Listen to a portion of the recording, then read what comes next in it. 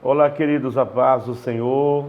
É muito bom tê-los por aqui para mais uma aula da nossa EBD aqui diretamente de Camboriú, Santa Catarina, sul do Brasil.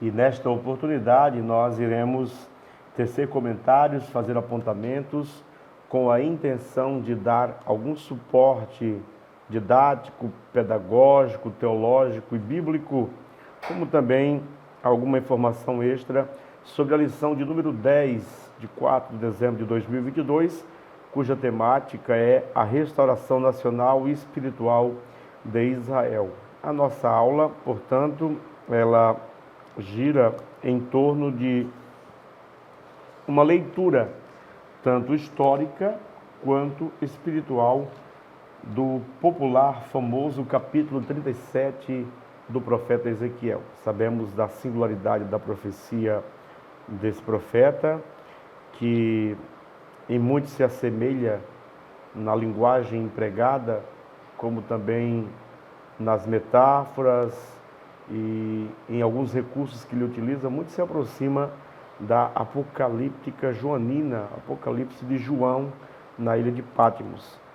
E o nosso texto áureo nos diz assim: e assim todo Israel será salvo, como está escrito, de Sião virá o libertador e desviará de Jacó as impiedades. A gente precisa ler em correlação com esse texto todo o capítulo 37, onde está descrito de forma magistral o processo de restauração nacional, quando o profeta é tomado às margens do rio Quebar e é levado em visão, não sabemos precisar se um arrebatamento de sentidos ou uma experiência de translado para uma outra dimensão onde esses eventos estavam ocorrendo, e ali lhe é mostrado a imagem de um grande vale de ossos secos. Uma pergunta ali é feita: poderão reviver esses ossos? E o profeta responde de forma característica, como alguém que tem consciência da sua finitude. Ele diz: tu o sabes, Senhor. E então o Senhor manda que ele profetize aquele vale. E de forma simultânea, né? Ossos se juntam a ossos. A gente poderia pensar aqui o que significariam esses ossos. Há toda uma leitura simbólica por parte da comunidade judaica ortodoxa. Há uma leitura totalmente distinta por parte de outros grupos dentro do judaísmo. Eu me refiro, por exemplo, àqueles que hoje seriam representantes dos saduceus modernos, que têm uma leitura mais filosófica, um alinhamento mais filosófico, e teriam uma leitura totalmente diferente. Teríamos uma leitura já mais política por parte daqueles que hoje representam o farisaísmo moderno, farisaísmo não no sentido negativo, mas enquanto grupo que era responsável pelo zelo e transmissão da lei do Senhor no período, mesmo estando sob dominação romana, eles eram muito criteriosos, e vale lembrar que eles se fazem representar hoje. Nós iremos ver daqui a pouco um movimento moderno e contemporâneo, que é controverso, mas que existe dentro do judaísmo, que é chamado de sionismo moderno, né? E existem algumas figuras específicas ligadas a isso. Mas é importante que a gente comece a nossa lição lembrando a você que o estudo sobre a restauração nacional de Israel, tanto nacional como espiritual, ela se dá a partir de uma visão de Ezequiel, e o mesmo a teve, como ele descreve no capítulo 37, numa linguagem metafórica, como Israel voltará a ser uma nação soberana, reconhecida da comunidade internacional. Ou seja, a palavra profética contempla uma restauração completa, política e espiritual. Já vale lembrar que aqueles que são simpatizantes do pensamento de que não existe um alinhamento entre as questões políticas, ideológicas, precisa repensar com cuidado isso, porque historicamente eu leciono História da Igreja. Como professor de História, sei que a Igreja sempre, enquanto instituição, sempre caminhou de mãos dadas. A igreja existiu em cada década, em cada época, em cada geração, dentro de uma dada realidade histórica, com modelos de governos estabelecidos. Pense, por exemplo, a igreja na Itália com a ditadura de Mussolini. Pense na igreja no nazismo, é um modelo de igreja que ali está. Figuras se destacam ali. Eu cito a figura do Dietrich Bonhoeffer, que foi um importante pastor luterano, cuja tentativa de impedir os avanços de Hitler acabou com a sua execução e acabou virando filme, né? Hollywood se apropriou essa aventura desse pastor espião e produziu o filme Operação Valquíria. Então você vai perceber que a igreja ela se dá em contextos históricos, com modelos de governos estabelecidos, e ela precisa ajustar-se a isso. Por quê? Porque a prática de valores espirituais por parte da igreja automaticamente tem implicações políticas. Orar tem uma dimensão política. Lembre-se, quando Daniel orou, ele passou por um processo de judicialização por conta da expressão da sua fé. Porque isso envolve negar-se a prestar tributo religioso ao Estado e reconhecer única e exclusivamente o Deus de Israel. Então você perceberá que a oração ela também tem uma dimensão política. Como disse Karl Barth certa vez, quando os homens entrelaçam as mãos e curvam a sua fronte, eles estão dando início a uma revolução sem precedentes. Essa revolução começa no mundo de Deus, para onde as orações são dirigidas e enviadas, mas ela desemboca no mundo dos homens em resposta a essa petição, quando Deus resolve interagir. Lembre-se que assim começou a libertação de Israel. Eu desci porque eu ouvi o clamor do meu povo no Egito. Vale lembrar que em 15 de setembro, 15/7/1945, alguns sobreviventes do campo de concentração nazista de Buchenwald, na Alemanha, estavam em um navio a caminho do porto de Haifa, na Palestina. Esses eram os sobreviventes da Segunda Guerra Mundial e eles estavam sendo repatriados para Israel, porque em uma ação rápida, a concretização de Israel no Oriente Médio, ela foi decisiva. As Nações Unidas se reuniram e entenderam que era momento de uma partilha de terras, reconhecer um Estado israelense em uma região dominada pela realidade palestínica. Isso teve uma grande influência de uma importante nação que tem um histórico muito forte com a fé cristã, que é a Inglaterra. Mas a gente tem que entender também que a concretização de Israel no Oriente Médio acabou se transfigurando em uma problemática internacional, onde a paz se mostra cada vez mais acanhada, né? Por quê? Porque aqueles territórios são disputados pelos descendentes de Abraão, né? Tanto Ismael como Isaque. Ismael, o pai dos ismaelitas, os árabes, e os descendentes de Isaque, que são os judeus. E no fim do século XX, um indivíduo chamado Theodor Herzl, ele fortemente animou o imaginário da comunidade judaica internacional ao propor a criação de um Estado israelense, né, buscando proteção contra o antissemitismo que assolava o continente europeu. Vale lembrar que a Holanda, a Inglaterra, a própria Alemanha, a Polônia eram grandes concentrações de judeus.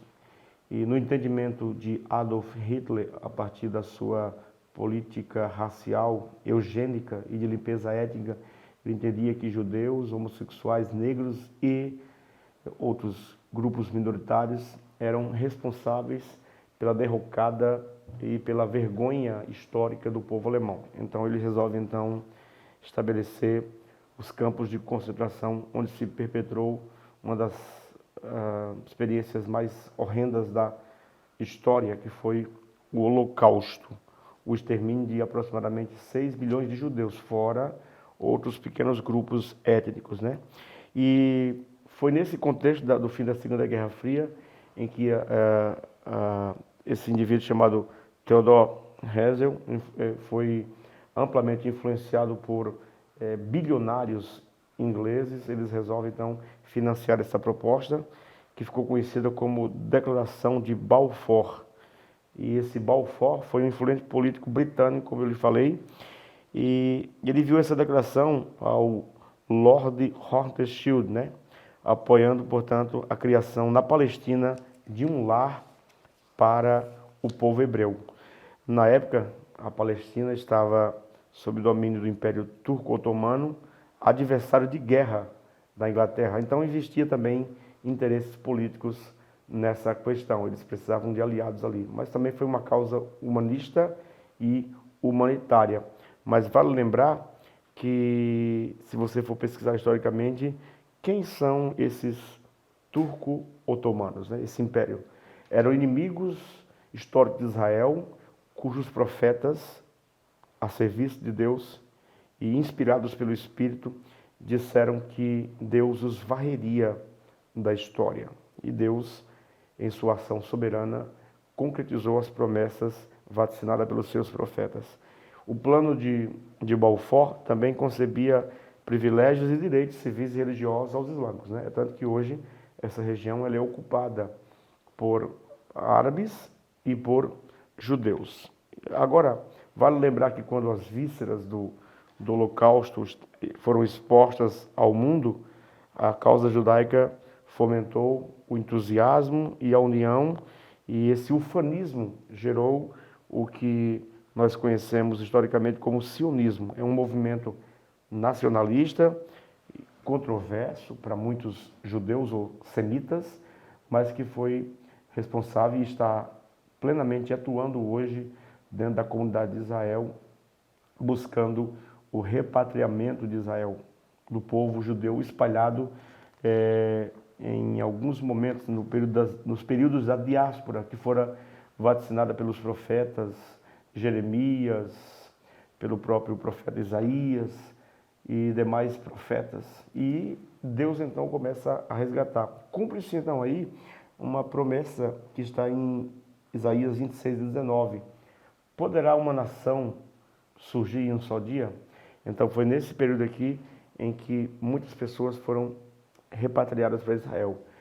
Certamente você deve estar acompanhando os enfrentamentos entre a Ucrânia e a Rússia de Vladimir Putin. Vale lembrar que nesses meses aí de enfrentamento injustos, né, quase que um império contra um pequeno país, vale lembrar que aproximadamente 100 mil judeus que habitavam na Rússia e também na Ucrânia foram repatriados para Israel por esses dias. Então está havendo um repatriamento conforme a profecia. E a nossa verdade prática, ela fala: a chamada divina, a restauração, tem a ver com o restabelecimento espiritual e social de quem se arrepende. A nossa lição, ela vai trabalhar no primeiro tópico, sobre o significado desses ossos secos, mas antes eu preciso dizer para você que em 14 de maio de 1948, após o massacre, né, Deir Yassin, desabrochava a tão sonhada República de Israel. O que é o que foi esse massacre? O que é esse Deir Yassin? Era uma comunidade onde judeus e palestinos viviam de forma harmoniosa, mas de imediato houve um massacre de praticamente 70% daquela aldeia. Então, foi necessário a criação da República de Israel. Quando eu digo república, portanto, ela é hoje representativa, né? E a gente, então, tem aí na pessoa do David Ben-Gurion, entre outras figuras políticas que estão sustentando esse modelo de governo atual. O sionismo, ele é a restauração nacional e política, porém, segundo a visão dada ao profeta aqui, lhes falta o fôlego. Eles não experimentaram ainda a restauração espiritual. Eles estão sem aquilo que os judeus chamam de Ruach Hakodesh. Ruach HaKodesh. Eles não têm o espírito, eles são como que um cadáver. Eles têm ossos juntos, têm nervos, têm tendões, têm órgãos, têm pele, mas lhes falta o espírito de vida. É impressionante que quando os meninos se alistam para o serviço militar em Israel, até hoje eles recebem armas, eles recebem treinamento, mas em seguida ouve-se o rabino capelão dizer ou citar para eles Zacarias capítulo 4, versículo 6. Não por força nem por violência, mas pelo meu espírito, diz o Senhor dos Exércitos. E eles então, a um só grito, dizem: Am Israel Shai, Israel vive, ou seja, foi ressuscitado das cinzas. Era um grande exército, um grande vale de ossos secos, mas tornou-se um exército poderoso. Agora, o nosso tópico número 2 trabalha sobre as dispersões dos judeus entre as nações. Aquilo que já mencionamos anteriormente, a primeira diáspora começou em 605 a.C., quando o rei Nabucodonosor subordinou Joaquim, rei de Judá, aos babilônios, né? E o colocou então ali o que a gente chamaria de líder fantoche para atender aos interesses da corte babilônica, né? Nos tempos do Novo Testamento, havia comunidades judaicas, os grandes centros urbanos, no vasto Império Romano. Então, a profecia de Ezequiel se refere a uma diáspora posterior, não era aquela diáspora em si. Agora, renasce Israel. O retorno dos judeus, a que se refere a profecia, diz respeito a uma segunda diáspora, anunciada de antemão pelo Senhor Jesus. Essa dispersão judaica durou mais de 1800 anos, sendo iniciada no ano 70 d.C., por ocasião da destruição de Jerusalém pelos romanos, e foi concluída com a fundação do Estado de Israel em 27 de novembro de 1947, na primeira Assembleia Geral das Nações Unidas, presididas pelo gaúcho e brasileiro Oswaldo Aranha, quando foi pronunciada por grande maioria de votos, 33 a 14, a favor da partilha da Palestina, com 10 abstenções. Estavam criadas as bases legais para o restabelecimento do Estado de Israel. O dia 14 de maio de 1948 foi a data de publicação do primeiro diário oficial do país, o dia em que as tropas britânicas deixaram o país e David Ben-Gurion, conforme falei anteriormente, é eleito o primeiro chefe do Estado como ministro de Israel assumiu o governo do país. Desde então, Israel se tornou uma nação soberana. Porém, a restauração que Israel ainda aguarda, nós sabemos que ela diz respeito a profecias que ainda não se cumpriram e tem a ver com o regresso daquilo que eles chamam de Machia, o Messias. E é dito na profecia de Zacarias que ele descerá sobre o Monte das Oliveiras e esse monte se fenderá. É interessante, mas há um detalhe aqui, descobertas recentes, concluíram que existe uma falha ou encontro de placas tectônicas naquele lugar. E se uma força for imprimida de forma poderosa e violenta, aquilo fenderá, fará abrir conforme diz a profecia. É impressionante como a palavra de Deus é precisa e exata. Lembre-se que eu falei aqui dos turco-otomanos. Eles são descendentes vivos, né, de povos que perseguiram Israel no período da sua peregrinação e em alguns momentos da sua história, mas Deus disse que eles seriam extintos e de fato foram. Agora, a restauração nacional de Israel, em um só dia, ela se dará depois das dores de parto, como está escrito no Salmo 66 e 8. Nós sabemos que, a partir da escatologia bíblica, cristã e paulina, ela se dará no contexto da grande tribulação, aquilo que é chamado, portanto, de angústia de Jacó. E o nosso tópico 3 sobre o milagre do século XX, o testemunho de Deus para o mundo. Israel é uma testemunha contínua de Deus sobre a terra. As potências estrangeiras que levaram os filhos de Israel à diáspora, diz o profeta Jeremias, vão desaparecer da terra. Isso se cumpre hoje, mas a promessa garante a existência de Israel até o fim de tudo. Israel está aí, os ossos secos já reviveram, o corpo foi formado. Não havia neles o Espírito, diz a palavra profética. É isso que falta hoje a Israel.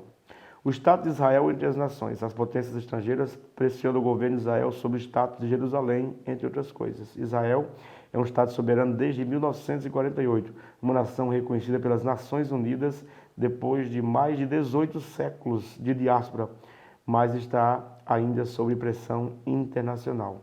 Jerusalém continua sendo pisada pelos gentios até o tempo dos gentios se completarem, como anunciou Jesus em Lucas 21 e 24. Então aí se dará finalmente a restauração espiritual, conforme fora vista e prevista e predita e escrita e registrada pelo profeta Ezequiel. E a nossa lição, no tópico 3, item 3, fala sobre a restauração espiritual. Quando o Espírito da graça e de súplica vier sobre os judeus, aí ocorrerá a restauração espiritual. É dito que um grande cerco virá sobre eles no período da grande tribulação, e eles então clamarão, e o Messias descerá com a sua noiva, a igreja, em socorro de Israel, e ali então se estabelecerá aquilo que é chamado de governo milenial de Cristo, onde o Senhor presidirá o mundo a partir da capital, Jerusalém. A nossa conclusão diz, nem mesmo as duas diásporas dos judeus e as constantes perseguições promovidas pelos antissemitas puderam neutralizar as promessas divinas. Israel sobreviveu a todas as intempéries da vida e existe como nação soberana desde 1948. A visão do Vale de Ossos Secos revela a situação dos judeus na diáspora e, ao mesmo tempo, anuncia de antemão o poder e a misericórdia de Deus em restaurar o seu povo, Israel, e transformá-lo numa nação soberana e poderosa no meio da terra. Vale lembrar que os judeus hoje são ganhadores de prêmio Nobel, são uma referência mundial em segurança militar, são uma referência mundial em tecnologia de ponta e também defesa antiaérea, entre muitas outras coisas. Inclusive, uma promessa gloriosa que está se cumprindo sobre aquela nação é que o deserto frutificaria. E eles desenvolveram técnicas e eles estão cultivando produtos, frutos nunca antes pensados naquela região, naquelas condições, porque a palavra do Senhor está sobre eles. Então, quando você puder, ao ministrar a sua aula, peça e lembre aos seus alunos para orarem por Israel, porque abençoados serão aqueles que oram pelo bem de Israel. Um grande abraço a todos, espero ter contribuído com esse material, dando-lhe suporte para a sua aula. Um grande abraço a todos, Deus abençoe. Atenciosamente, pastor Lucier Freitas.